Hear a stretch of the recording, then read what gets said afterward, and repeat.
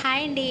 Sunday వచ్చైతే mutton, chicken అయితే తీసుకొచ్చారండి. ఇప్పుడైతే నేను కర్రీకి ప్రిపేర్ చేసేసుకుంటున్నాను. 2 కూడా కర్రీసే చేసేస్తున్నానండి.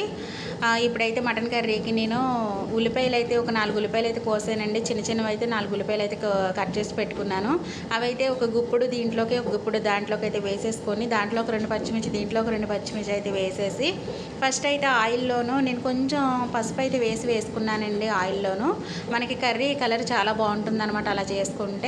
అవైతే మగ్గుతున్నాయి కదండి, మగ్గే దాంట్లో అయితే నేను కొంచెం సాల్ట్ అయితే వేసుకున్నాను అనమాట. అవి మగ్గుతున్నాయి కదా, ఈ లోపు అయితే నేను మటన్ చికెన్ కూడా బాగా 2-3 సార్లు అయితే క్లీన్ చేసుకొని, దీంట్లోకి అయితే నేను గసగసాలు, అల్లం, మళ్ళీ వెల్లుల్లిపాయ ఇవన్నీ కూడా పేస్ట్ పట్టేసి అయితే నేను ఒక 2 స్పూన్లు అయితే వేసేసుకున్నానండి. దీంట్లోనైతే బాగా కలిపేసుకొని మూత అయితే పెట్టేస్తున్నాను. ఒక 5 నిమిషాలు అయితే అలా మగ్గనిచ్చేసి, దీంట్లోకి అయితే మళ్ళీ నాకు సరిపడా కారం అయితే వేసుకుంటున్నానండి. ఈ రకంగా